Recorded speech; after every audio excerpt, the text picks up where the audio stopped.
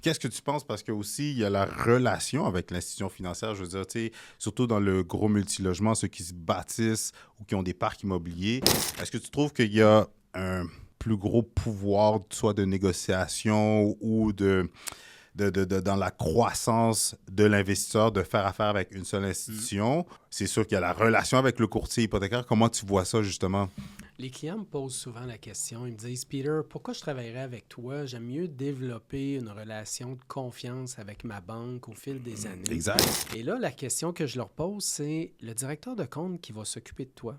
Mhm. Il va être en poste combien de temps? En général, la moyenne, c'est 24 mois. Après 24 mois, on change de directeur de compte, puis clairement, il y a des clients que c'est plus vite encore. Des fois, au bout de 12 mois, ils changent de directeur de compte. Donc, elle est où ta C'est ça. relation d'affaires avec ton institution C'est vrai. financière?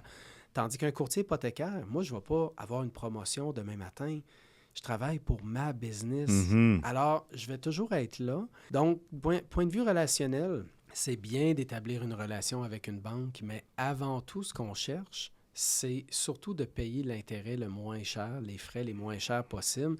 On va sûrement en parler tantôt, mais en multilogement, plus l'intérêt est faible, plus le financement est élevé. On pourra évoluer un peu là-dessus, mais il faut le garder en tête. Alors, admettons que tu me dis, Peter, moi, là, je suis super bien servi par ma banque, ils me donnent des bons taux d'intérêt, j'ai à peu près pour 10 millions de financement avec eux. Mhm.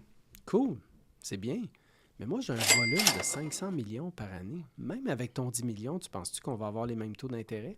Moi, je pense que non.